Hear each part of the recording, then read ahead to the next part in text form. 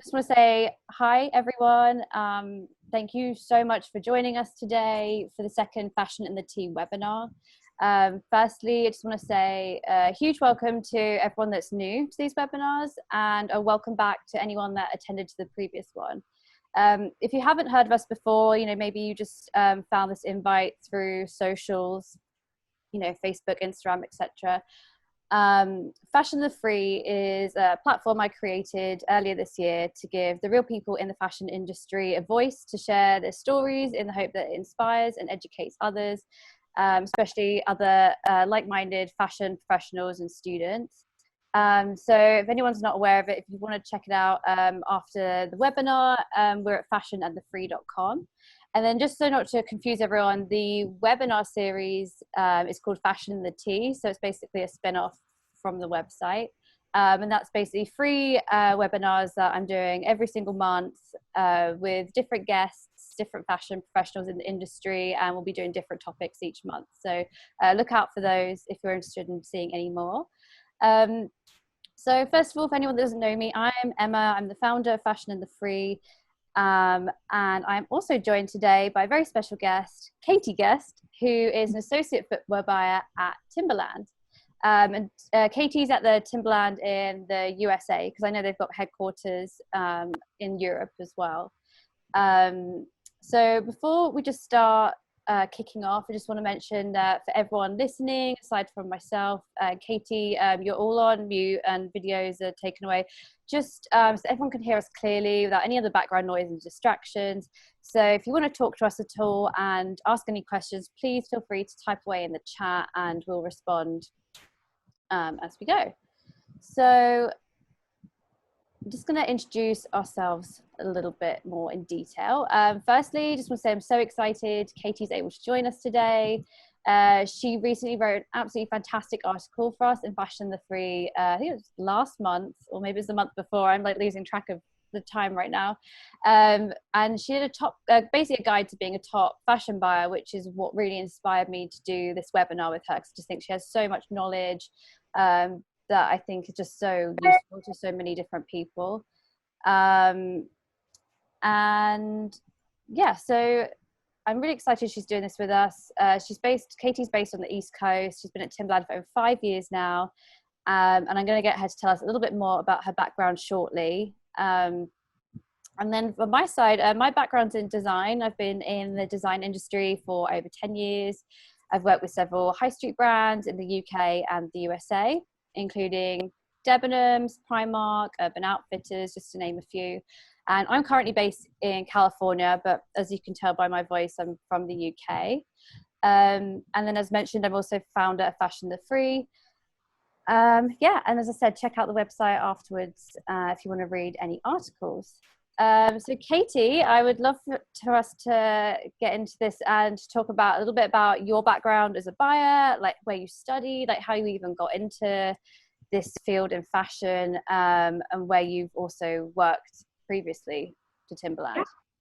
Awesome. Thank you, Emma. Hi, guys. I'm Katie. So in terms of a background, I've always been in fashion. I've always had that knack for finding things and going and doing vintage shops and stuff. So I knew I always wanted to really be in the fashion industry. Obviously, the fashion industry is highly competitive. So I actually studied management at Clemson University in South Carolina. It was definitely a decision that I made where I could either go into merchandising into another school, or I could go into Clemson, and I really loved the school, so that's why I chose Clemson. Following school, I came back to New Hampshire, where I grew up, right on the border in Mass and New Hampshire. And I ended up getting a job at a licensing company that happened to be nearby. It was a very small company, but we did a lot of licensing for cell phone cases for Kate Spade, Michael Kors, Fossil, Vera Bradley. So it was really interesting. I got a lot of knowledge just from dipping my hands into different spaces of the company. I did chemical testing with the cell phone company or cell phone case with Hong Kong with the factories, and worked very closely with the brands as well and their brand category managers. It's funny, I at the time was interacting with a lot of the buyers of those brands, and all I thought was, oh my gosh, those buyers are so demanding, they're awful. And turns out I ended up being one. So after I did the licensing company for 3 years, I got a taste of buying through Apple. We bought cell phone cases for Apple in Kate Spade's brand and put them into stores. And I really enjoyed the data portion of buying. It just was really interesting to see sales and keep up with sales. So I really enjoyed that aspect of things. When I decided that I couldn't really grow any longer within my current job, there wasn't really any movement up the ladder. So I started looking at other brands. For those who don't know, there's a lot of footwear brands in the East Coast area, specifically in New England. So I started kind of like being strategic about where I wanted to look. I ended up seeing an opening at Timberland for an accessories buyer, an associate accessories buyer, and ended up applying for that position and got in. And it was really great. I learned a lot. I was kind of thrown into the wolves to say, because my buyer at the time actually left to go to another department within Timberland. So I got a lot of experience of just kind of keeping up with what her job was. And it was very interesting being on the back end of things. We worked with licensees because our Timberland accessories were being licensed out. So it was really cool to see where I was previously and how to get the other side of that as a brand. From there, I ended up moving into footwear under a senior buyer. And it's funny, I almost feel like I slightly have a curse to me, because my senior buyer left after 3 months of me being in this associate position.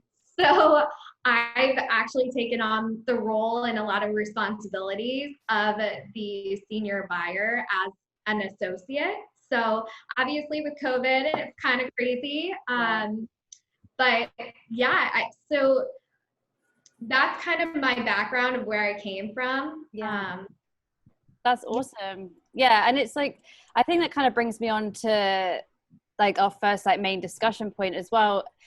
It's obviously really difficult to get into buying, to even get into fashion right now, especially with COVID and everything. It's just thrown such a curveball in everyone's way. And I think everyone's really struggling to know like what their right pathway is. And especially for students, graduates, I can't even imagine like how tough that's been on everyone this year. I would love to know your opinion on, you know, how do you feel like the best routes and pathways to get into buying? Because there's so many different ways to go. Like there obviously is college, but there's so many other options with buying. I think buying is quite unique in that aspect, that there are multiple routes, as opposed to like, you know, like design and things like that is quite a narrow route to get into the industry. So I'd love to know like how, you know, you think the best routes and pathways, like do you think internships are worth doing as well, like that kind of thing? Yeah, definitely. So buying's really interesting because it really is the left and right brain combined. You really get a taste of the creativity, but you also really are rooted behind your numbers and sales history. So I would say from my personal experience, I've really been lucky of building a network of people, especially rooted in footwear. tools with like LinkedIn are really great tools to get into the industry. Another suggestion that I would have is if you are interested and you are either in school or learning it, reach out and see if you can shadow someone, because buying is really a hands-on experience to really understand if you love it and what kind of skills are needed for buying. Internships are also a really great way, but I would say really tapping into your network, having the discussions with other buyers, because as we're going to talk about later, buying can look so different for different brands and retail places. So I would say definitely networking and internships, shadowing. As we mentioned, you can always go into school for merchandising, but I'm a very good example that you don't need to go specifically for merchandising to get your foot into the door. So don't feel like you're limited by that. Yeah, no, that's a really good point. And I think, like, you're right, there are lots of different universities and colleges where you can specialize in those areas.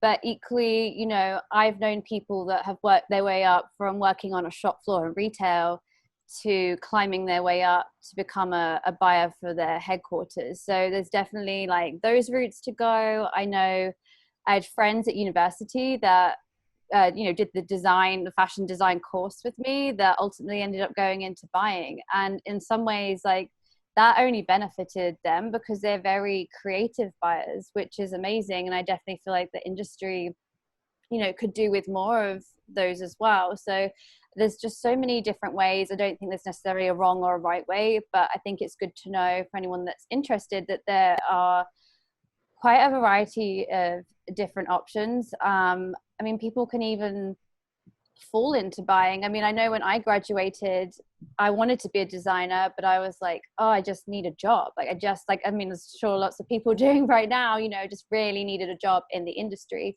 And I was applying for buying roles, even though in my heart of hearts, I knew for me as a designer, it may not have been the right path. I was still applying for those jobs, and I could have very easily ended up going that way. I mean, luckily for me, in some ways, my brain is not so good up for the mathematical side of it. So that's probably why I didn't end up down that route. But, you know, definitely people fall into it too. It's there's just so many ways. So my next question for you really was, you know, for those that don't know, what does the role of a buyer involve and how does it vary at different companies? So that's a really good question because it is so different for different companies. So when I first started at Timberland, I was really involved more in merchandising and products as well as buying. So during that time, I put together briefs, and essentially, for those who don't know, a brief is when you look at your selling history, look at trends, you put something together, whether that's in a packet or a PowerPoint. For Timberland, we use a PowerPoint and really put numbers behind what we're briefing in. It also is anything that you can capture that's missing from your region. For the US, for example, if I briefed in a backpack that was more of like a leather canvas combo, just because that type of product was missing in our region. So once we did that, we passed it off to the product team, and they would take that away and really use that as a creative jumping point. We never decided, oh, we wanted this trim or whatever, but we definitely had a hand in shaping the way the product would look. For some brands, the buyer is the ultimate decider. So they're really working hand in hand, making sure they're picking the right trims and stuff. So just kind of understanding what that position looks for, like for the brand that you're applying to, is very important. Mm-hmm. If you want to be more creative based, I think that's really something to bring up when you are talking to a brand, is what their buying looks like. we actually went through a reorg where we split up merchandising and buying. So I went the buying route, which that was more data driven points. We still work with the merchandising team, but they are the ones ultimately who are now breathing in the product, whereas we are building the tools to create that um, buying numbers and putting numbers behind the product. To me, that's really been a lot of fun. I've been able to think of creative ways of how to create a buying tool. For us, we actually don't have any buying software. So I recently made a software within Excel where we created an average per store per week selling. So that was a really good gauge of understanding of how many products you sell per week within that SKU that you're looking at, or something similar. And it's really allowed us to create that perfect buying tool. Again, you could be more numbers based. And I think going back to what we were talking about of what do you have to study, you can really sell yourself with any background, as long as it's like a creative background. To your point, Emma, like you can say, hey, I have this background in design, I'm really creative, and I enjoy seeing the numbers put behind it, but here's my background. Whereas if you were in more of a financial role, that's still very beneficial to the job, because you are hitting what we call an open to buy, which is essentially a checkbook that you get from your planning team each season, and you have to fill up your checkbook. So it's very exciting, especially when you start seeing things come to life in stores. I think the other aspect of buying is that you're not just limited to the numbers portion, but you're having a role with marketing and really saying where you're taking your big bets and where you need support from the marketing team. You're also working with visual merchandising to curate a clothing for the mannequin that stops somebody in their tracks walking by. So it is very different day to day and very interactive. You have to be willing to collaborate. And I would say that's a very important part of the job, is having a way to create good relationships with all these different departments, because you really lean on them to hit your sales plan. Yeah, I totally agree. I think collaboration is probably one of the most important things. I think regardless of, if you're a buyer, a designer, a merchandiser, at the end of the day, like the only way that you're going to be successful is to be able to work well as a team. That involves compromise, that involves like collaborative planning, that involves, hopefully having similar visions as well. I know from like some of the stuff you touched upon, what's interesting is that I've worked in the UK and the USA, and I actually feel like the role of like a buyer and a merchandiser actually differs from my experience to the UK even to the USA. So like, to me, like my experience in the UK, merchandisers are really the numbers people, and buying from some of the places I've been to was way more creative. They had a real hand in everything. They actually were the ones that were doing the approvals for prints and fabrics that would come in. So it's been really interesting for me too to learn that actually it doesn't just differ from company to company, it's like country to country too. So it's really worth knowing for like people that are thinking or have worked internationally. Like you do have to be prepared that role might be something quite different, going to a different country too, which is crazy. Totally. Yeah. And to piggyback off of that, like another point is I'm direct to consumer. We own our Timberland stores, and that's the department that I buy for, is to direct to consumer.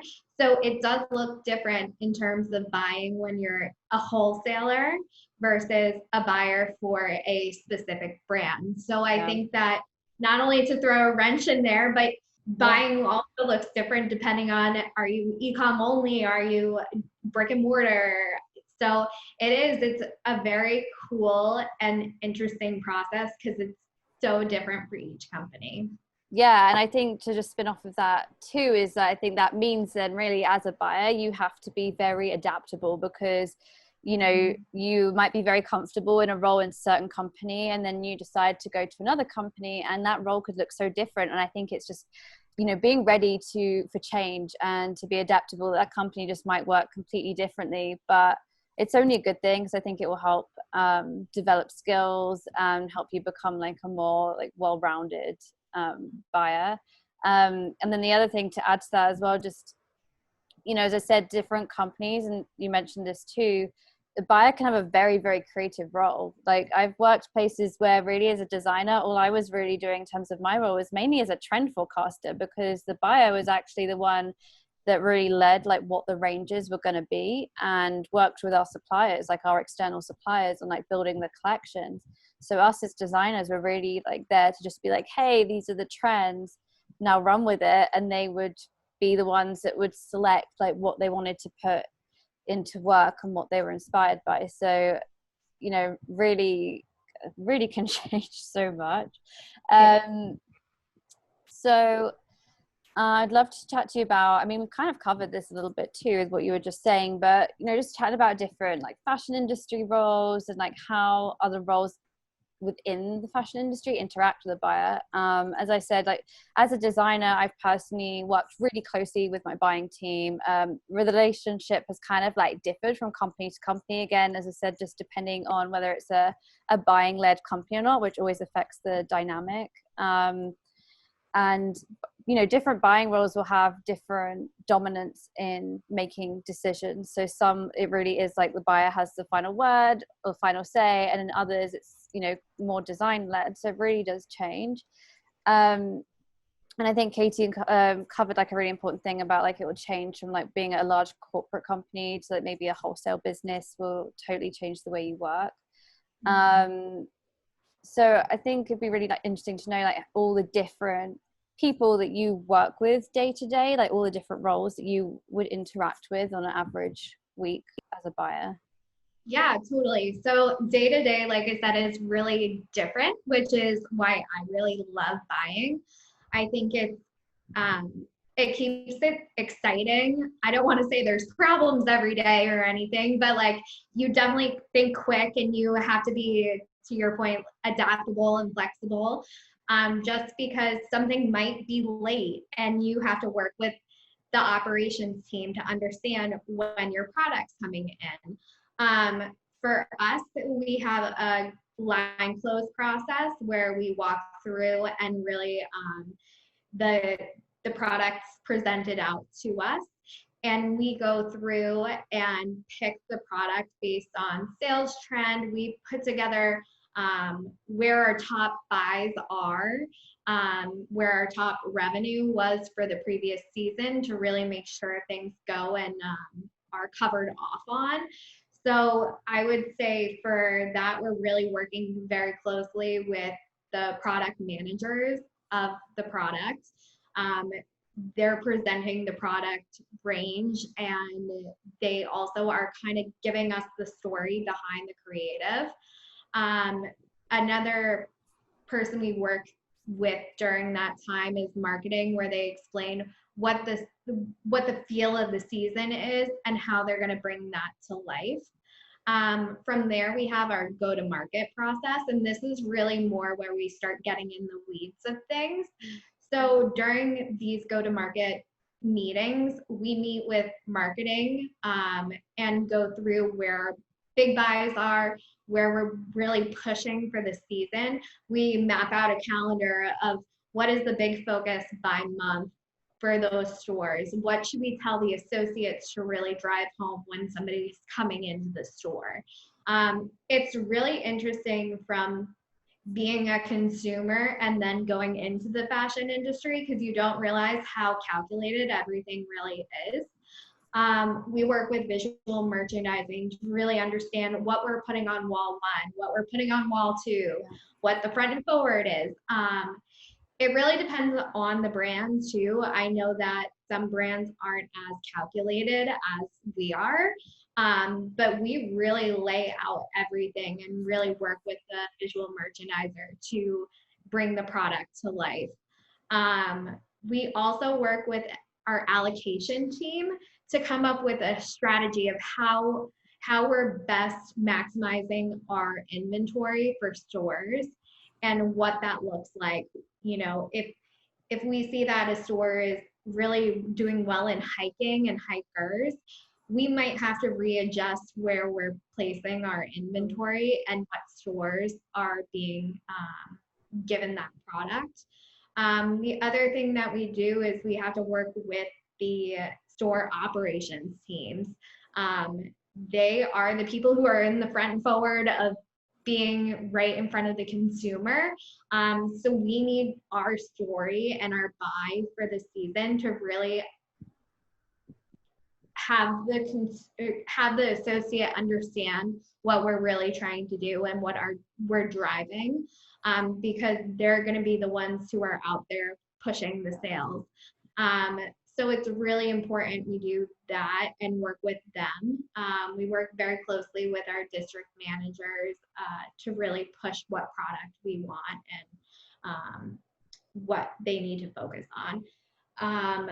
Another person that I am pretty much attached to the hip with is my planner. Our planner is very important. You really, as a buyer, want a really good planner because they're going to be the ones to keep you in line from a fiscal side of things. Whereas as a buyer, you have to have that dynamic to say, you know, I understand you put a lot of money behind X, but the product isn't as good. We need more money pushed into product Y.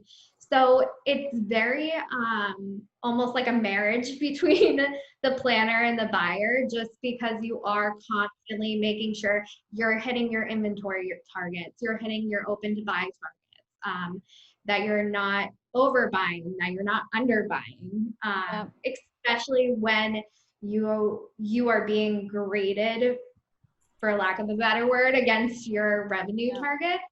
It's really, really important because they also are the ones who are determining whether or not they're marking down things, and you're having those conversations of, is this the point to pull the trigger of marking things down? So I'm sure I'm forgetting other people we work with, but those are really the big people that I see value in, is the store managers and the store operations team, because they're the ones who are driving the product home. Your merchandising team, because they're the ones filling out what product is missing from your region, and then your planner, because you can't really get anywhere without your planner. Yeah, totally. And I think, you know, just going from my experience as well, I think with the buying team, I always felt like I was either on the phone or working alongside my buyer like every single day in some of my companies. So, you know, I find that buyers in my experience have really been the ones that kind of rein the design team in a little bit sometimes, when, you know, we've got, you know, as creatives, we have so many ideas, and sometimes they're brilliant and other times they need reining back a little bit, because, you know, you're like, okay, well, this has actually got to sell to your average consumer, and, you know, there's not always a market for some of these like maybe slightly outlandish ideas that we like to come up with.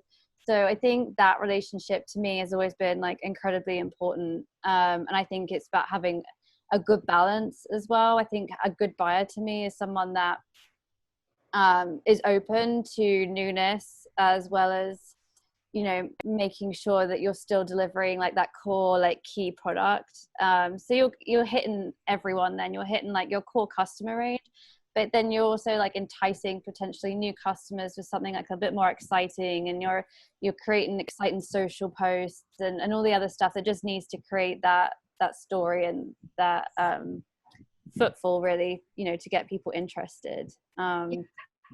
Totally. I completely agree. I feel like buying is kind of it's the, like, I would say, if I had to describe it, it's like being the fun mom.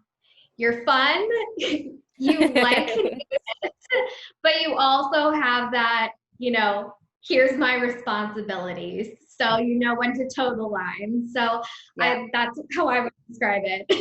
Yeah, I feel like that's like literally the most perfect way you can describe it. Yeah. And so before we get on to answering some questions from everyone, I just wanted to talk a little bit about, really the article that you wrote for Fashion in the Free recently touched upon some really good points. And I think, if anyone hasn't had a chance to read it, please do. But I think it'd be great for us to almost like talk through a little bit what you wrote. So in this article, you wrote about how to excel in a buying role. You wrote about strategy, collaboration, analysis, intuition. I'd love for you to like talk about that in some detail. As I said, especially for anyone that hasn't had a chance to read your article, because I just think there were so many great points in there for anyone that, is either already a buyer or wants to be a buyer, ways that you can do a great job. Yeah, totally. So for me, strategy is one of the big founding building blocks of being a buyer.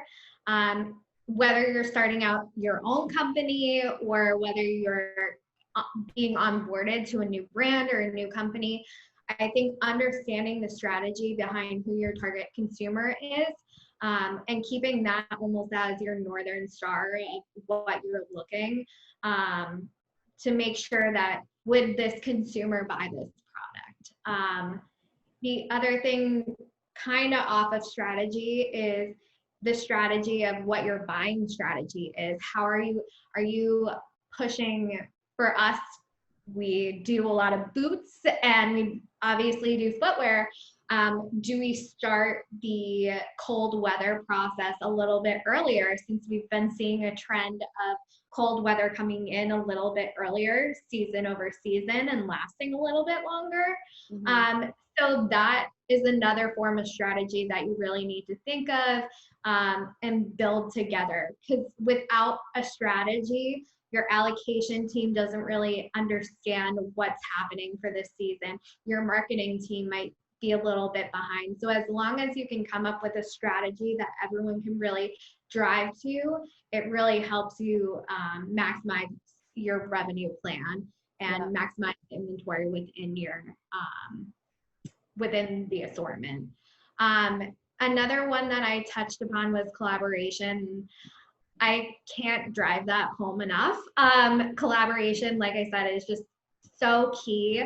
Having a good relationship with everyone in the business really is, it could be like the make or break of you being a good buyer, really, just because you want to have that strategy and collaboration of being like, hey, this is not working. We need to do another social post or an email pushing this product. So I think having that collaboration and communication with your teams and other departments is really important.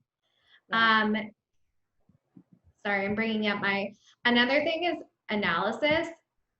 It's funny, as I was growing up in high school and like looking into the fashion industry, when I touched upon this on the article, when I was kind of looking at buying, I was like, oh, this is like shopping. It's what I like, it's what I want.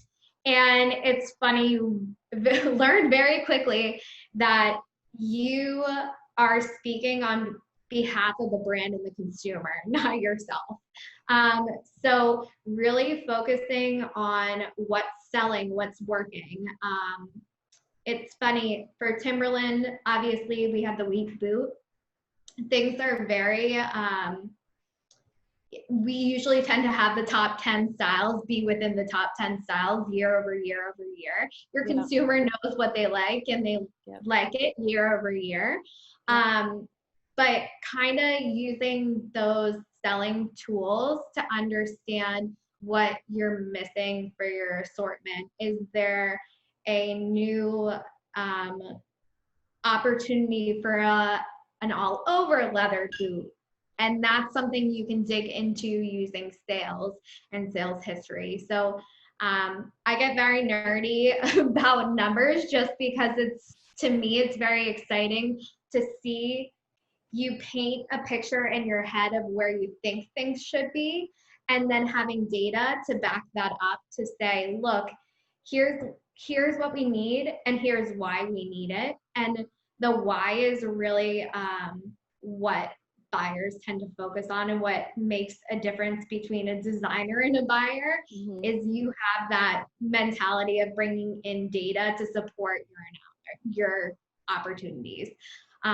So I would say analysis is like key. I'm always on Excel running numbers, looking at selling. We actually have a weekly selling meeting where we go over all the sales in the store and kind of see, like, is something not working? Do we need to mark it down if it's not working? What's our inventory looking like? So I could go on and on about data, but it's very important to know your data and be able to have that to back up your reasoning behind things.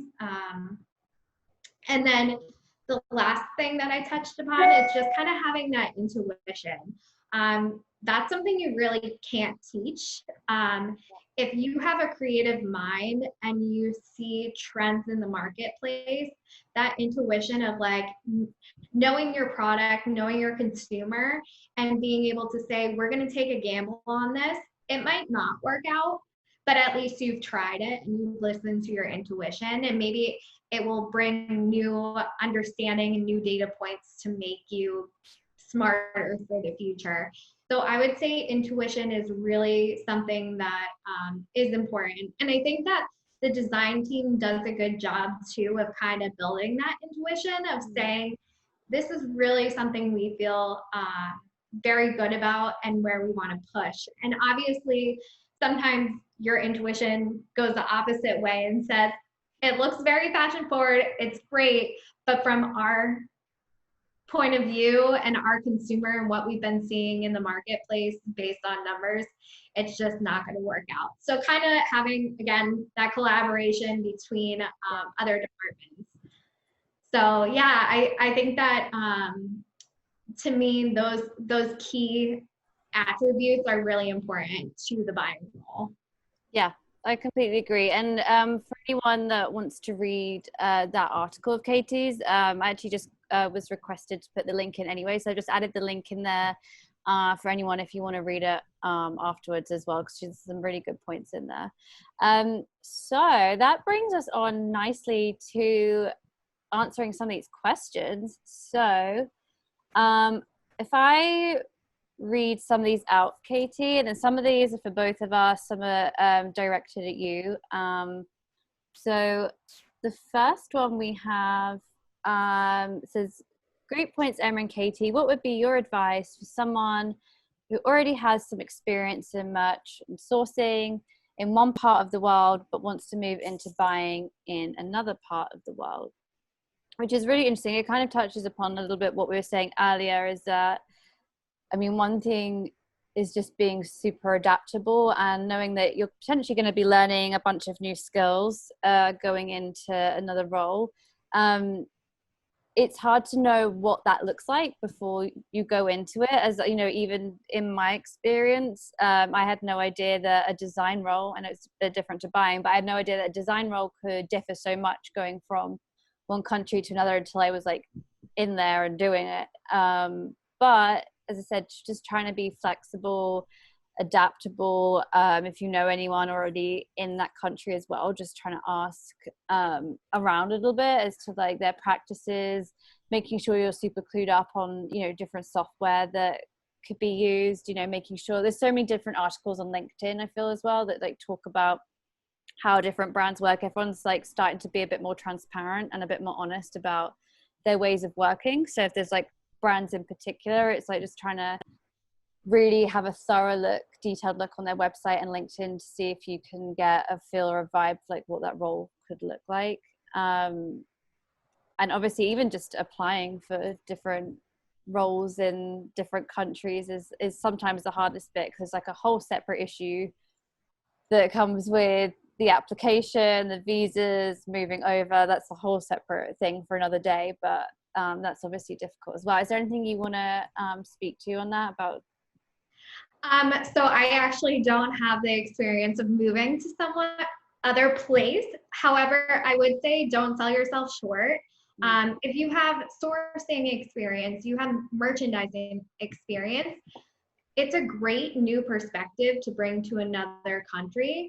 I would say talk that up as much as possible, because I think it is very important, and especially with in the US, diversity being so prevalent right now and really forcing people to open their eyes to diversity. I think it's a great opportunity, whether it is in the US or if you're looking somewhere else, of just kind of being able to show that you're adaptable to what you're saying, Emma, and also that you have the skills base, because at the end of the day, your skills are what's most important. And then to Emma's point also, I personally look for a brand that I want to work for and reach out to those in the brand just to kind of get an understanding. It's similar to what I did when I applied to Timberland. So I would say don't be hesitant or afraid to reach out on LinkedIn. You know, the worst thing that could happen is they don't answer or they say no, and it's, you know, you did it. So I mean, it's how Emma and I met too. So I think that it is important that, you know, you don't have to be some big wig to reach out and have a conversation with somebody on LinkedIn. So I would say use those networking to your ability to kind of find out what is expected from a buyer within your region that you're looking for. Yeah, totally.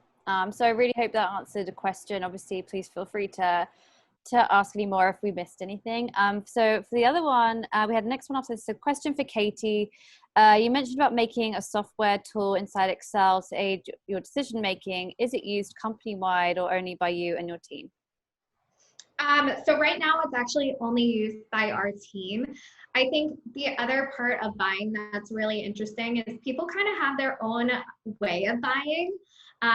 For me, I'm very logical based. So looking at what's selling in similar styles to the past and getting that average per store per week is really important to me. I think it logically makes sense because then you can kind of flex how long you want something to live in store, multiply it by how long you want it to live in store, and then multiply it by the amount of doors you want it going to, if it is going to brick and mortar stores, and then kind of adjusting with your planner of the sales plan. So whether or not you expect a 70% sell through and then a 23% growth. So I think, which might be a little nerdy and really in depth of me going into that, but I think that it really also is very interesting to see how people buy. I know that strategy I learned from my boss at the time, but I know that other people on my team have also used different ways of buying and kind of thinking about buying. So there isn't necessarily a strict way of how to buy. It's kind of like how you feel makes sense to you. Yeah, I don't know if you have anything else in terms of. No, I mean, I think that's great. And I think also as well, just, you know, the fact that you know, I think having that innovative mindset when you're in a role like that to create stuff like that works for you, works for a team, is just so beneficial. And I think a company really sees the value in that. If you can like come to the table and they might have a bunch of different programs and things in place, but you're like, hey, I actually have a solution of how to do this better, or how, you know, to make this work better for us. You know, I think it just brings so much to the table if you can think outside outside of the box a little bit as an employee. Will get you far as well. So I think that's brilliant. The next question we had, Hi, Katie. When it comes to fashion buying, do you work with affiliate marketing companies? If so, do you have any recommendations? So I personally don't work with affiliate marketing. We have an in-house marketing team that kind of runs point on that. So unfortunately, I can't really suggest anything from that point of view. But I'm happy to also ask them what they use, because I do know that they use affiliate marketing.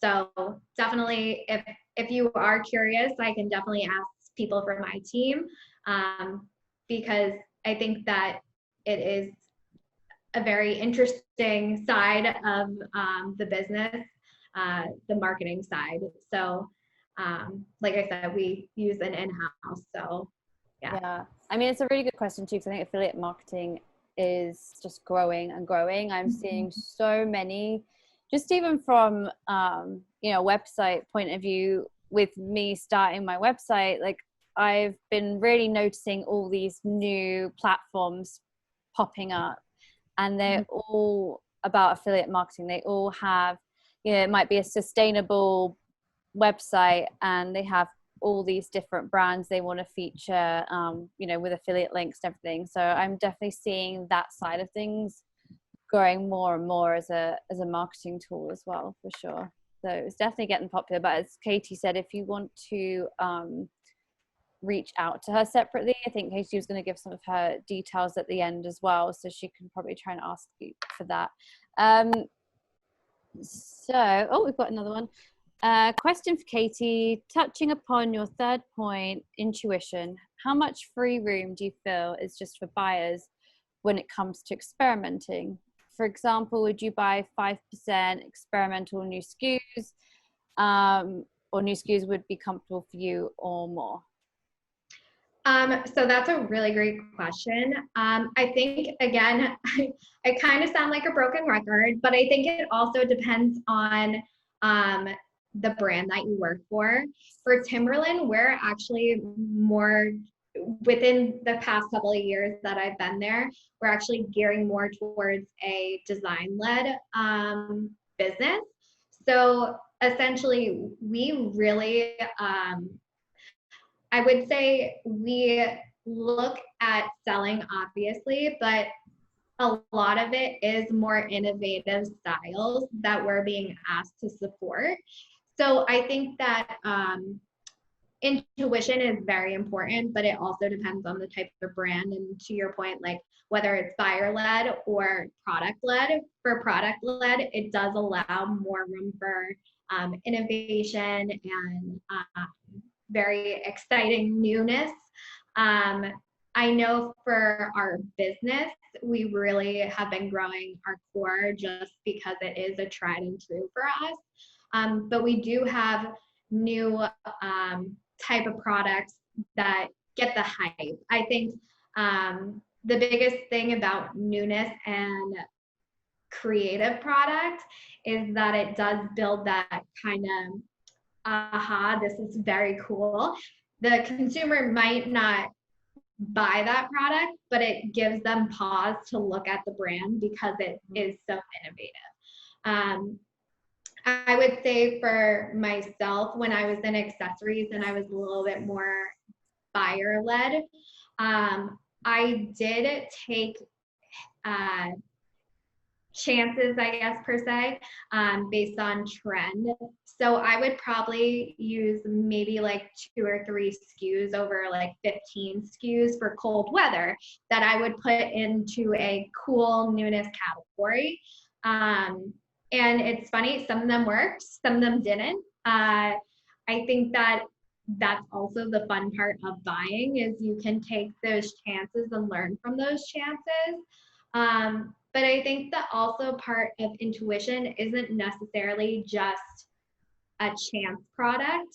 It could also be a commercial product that's a little bit more beefed up, that you feel very passionate about. I know for a fact, for instance, I had briefed in a women's wheat glove for the fall season. and it ended up doing really well. So it was one of those things where we don't really have a big women's presence within Timberland, and we're growing that. And I've seen amazing growth since I've been there. But that was a intuition, kind of gut, let's go for this feeling that I got, that something was really missing. So I would also just be, I don't know, kind of think of intuition almost as it's not necessarily a scary product you're looking at. It might be commercial, but it might have that intuition behind it of, we haven't done this before, it looks commercial, let's go for it. So don't always think about it as like the creative boot or the creative product, that you need that intuition for. Yeah, I agree. And I think it's really good to have those experimental pieces, because I think especially this is going a bit deep, but thinking about like the pandemic and how that's affected everything, and there's a lot of businesses that are not doing well and that have lost out. There's a lot of businesses that have had to fold. It's been a very crazy year, but I think what it's really shown more than anything is that you really need to, as a brand, stand out from the crowd. I think that all these brands that are out there, it's just become very oversaturated, and you need those like standout pieces, and you need to go with your gut sometimes and really go for it with those, because that's what's going to make you stand apart from all these hundreds of other brands. And that's where a lot of these brands that are not doing so good have failed, because everyone just ended up looking the same. And you really do have to have that distinct look and be brave with some of those those pieces that maybe are a bit different, or that you have a gut feeling for. Sometimes you just got to be brave and go for it, for sure. Yeah, and I would say to that, like, it's not necessarily just buying that needs that intuition. I feel like really all of the fashion industry, whether you're going into allocation, you really do need that gut feeling, whether you're going into planning. So I think that intuition is just a really good skill to have. Unfortunately, you can't learn it, which is hard. But I feel like you can cultivate it within your body. Like you just have like that, I don't know, for me, it's like a jolt in my stomach of just being like, this is it. So I would say listen to that, and be okay with making mistakes when you do listen to that, because that's how you learn. Also, I mean, I'm lucky enough that within Timberland, I'm in a position that we can make mistakes and learn from mistakes. I wouldn't say make those mistakes when you're in an environment where that's not necessarily the way of life. But I don't know if you have anything else to add about that, because I know you also need intuition for design too. Yeah, no, I think you're right that I do think it's one of those things like intuition and gut feelings about things like that do come naturally. And like you said, you're almost like just born with it. You can't necessarily learn it, but I do think one thing that can really help someone with that side of things is just keeping your eye out for everything and anything. Like get your head in like the fashion world, what's going on outside of the fashion world, and how that's going to influence and dictate these trends. And that is what helps these gut feelings, and what spurs on those reactions is like, you have that confidence based on your research, on everything you have been looking at. I mean, you literally just have to be on social media, for a decent amount of time most days to really start getting a good gut feeling about, oh my gosh, this is emerging, or this is next, or this is going to be big. I do believe that does come from just keeping your head in the game, like all the time. I feel like I've signed up to like so many different fashion platforms, like, like the OF and Fashionista and the Impression and all of those. And they like constantly delivering to your email like every day. And I might not read every article, but, even just reading through the headlines and like maybe clicking on an article here and there, just making sure like your head's really in like what is going on in the world, what is going on in fashion. And that will, I think, really help with that intuition and that gut feeling side and that confidence to really go for it, for sure. Yeah. I mean, like, fashion itself is such a hard business. It is. But for the people who are in it, you can just tell people just really love it and like cannot get enough. I know I get women's wear daily sent to my email every day, and it's like I'll get a cup of coffee and I'll just read through. And to your point, I don't read every article, but it's very eye-opening, and also it just allows you to be relevant. I think there is this weird connotation with the fashion industry that you have to be young to succeed in the fashion industry, and I would disagree with that. I think that as long as you continue to stay relevant and really read up on your just business of fashion and etc., you'll still continue to get far in your fashion career. Because I think there is this weird stigma that you have to be young to be relevant. And I think that that's not true. There are so many people within my company who are just very passionate and very informed about fashion, and they keep up.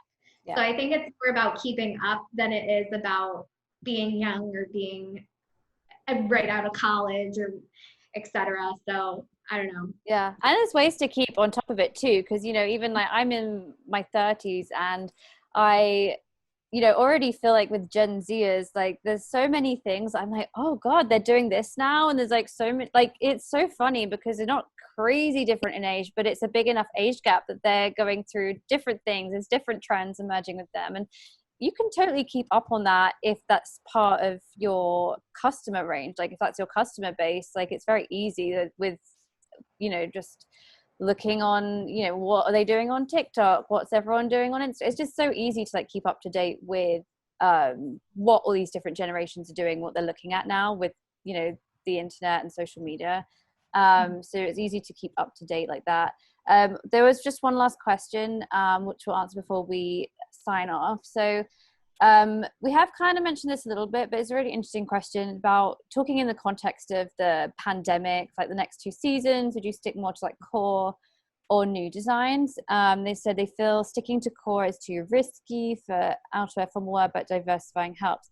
I mean, I've spoken to, I mean, through my website, through the platform, I'm talking to people in the fashion industry all the time. So my general,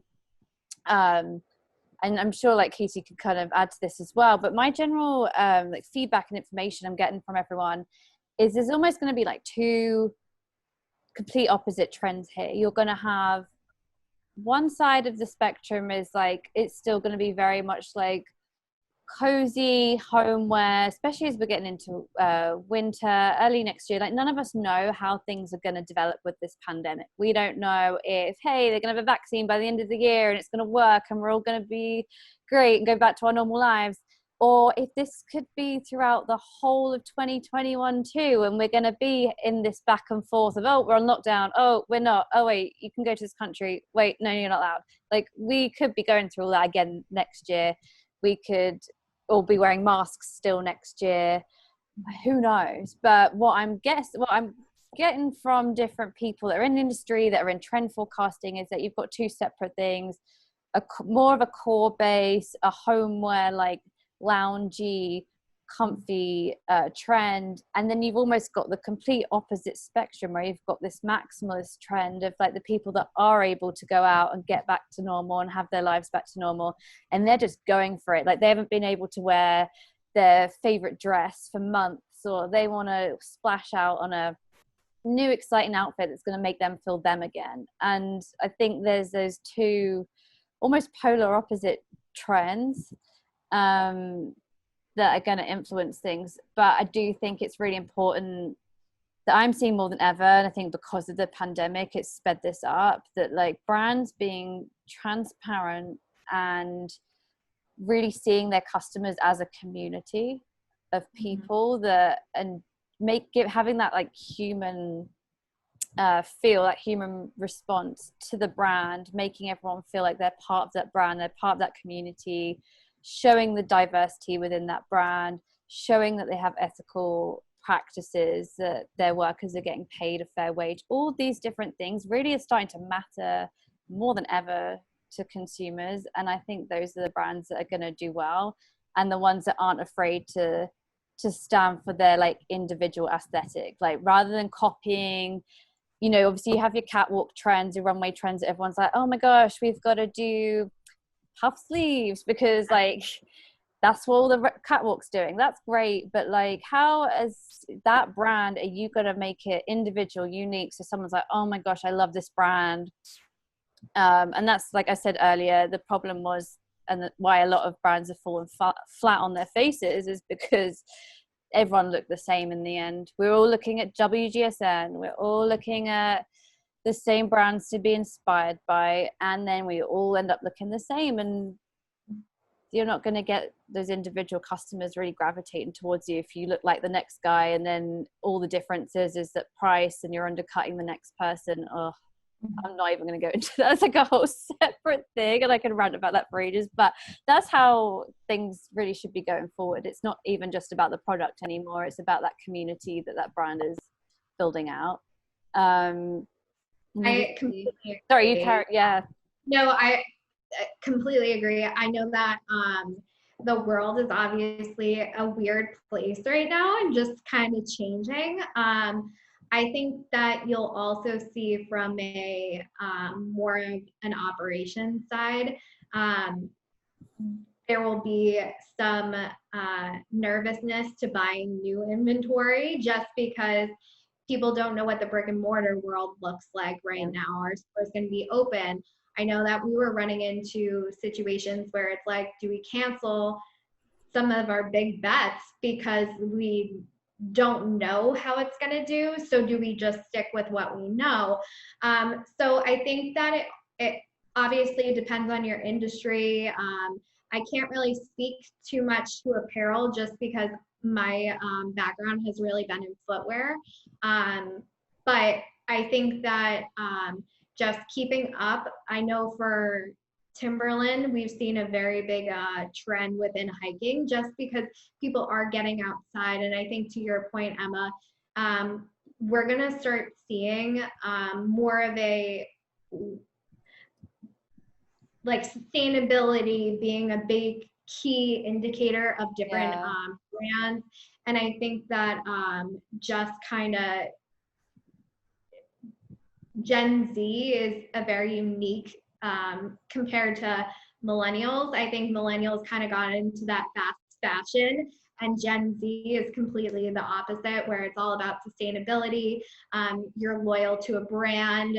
I think that there's definitely going to be some interesting turn of events because of the pandemic, but then also because of the generation that's rising right now.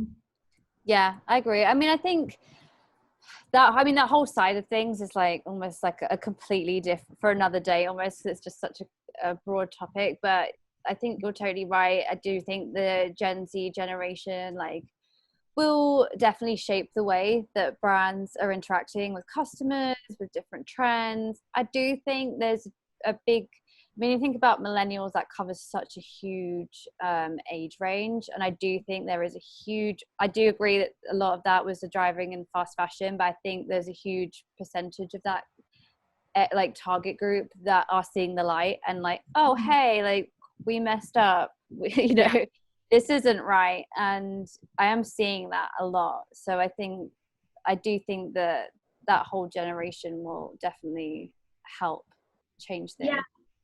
And I think another portion of this as a buyer is that not only does the pandemic affect product in terms of keeping up with product, but I think it also, I think somebody had wrote that brands who are quick to adapt to the new normal will be able to survive. And I completely agree with that. I know from our perspective, we rushed a lot of technology that we were having later down the pipeline, but have now rushed it to be the front of line. So ship to store, buy on e-com and ship to or buy in the store, ship to home. utilizing your inventory the best way you possibly can. For brick and mortar, you know, do we pare down on the amount of units we're sending to brick and mortar and really push it against e-com, since we don't really know the future of brick and mortar? So I think that whoever said that was very smart. Like, brands who are quick to adapt is really key. And it's not just product based, it's also technology based and marketing based, consumer based. So yeah, I get very excited about just the world of fashion and the industry of fashion and the business of fashion. I just think it's a scary time for retail, but it also is a very exciting time for retail, and the ability to adapt to new situations. Yeah, for sure. All right, so I think that kind of brings us to a close. If anyone has any further questions for us, I'm going to start putting some contact details in the chat. And then Katie, I know you said you were happy for people to reach out to you. So how can what's the best way to contact you? Yeah, totally. So you can reach me on LinkedIn. My LinkedIn, I think, should be attached to the article. So if you scroll down to the article, my LinkedIn is there. That way it's a direct link right to my LinkedIn. I'm also happy to give out my email. So my email is guestpkatie@gmail.com, and I'll write it in the chat. But I am always, I feel like, again, with the fashion industry, it's really just building your network and having conversations with people. I love talking about it. So anyone, feel free to reach out to me, because I think that it is important to build your network. Yeah, I totally agree. And I think it's also, that's partly why I created the website. I think it's really important to have that, like, everyone to support each other as well in the industry. I think there's, you know, so many things you hear, like negative things about the industry, and I think it's really important, like, us all like sticking together and supporting each other. So as Kate said, you can contact her via via her email she's just put in, via the link on that article. And then the website, as I mentioned, is fashionandthefree.com.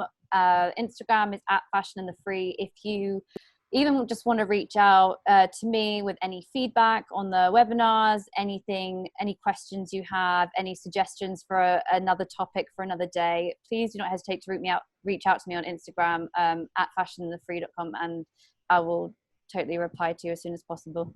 So yeah, I think that's it, guys. Thank you everyone for joining us today. It's been so nice to talk to you all. And yeah, have a great weekend. Thank you so much. Thank you, guys. Thank you, Emma. Thank you so much, Katie. Bye, everyone.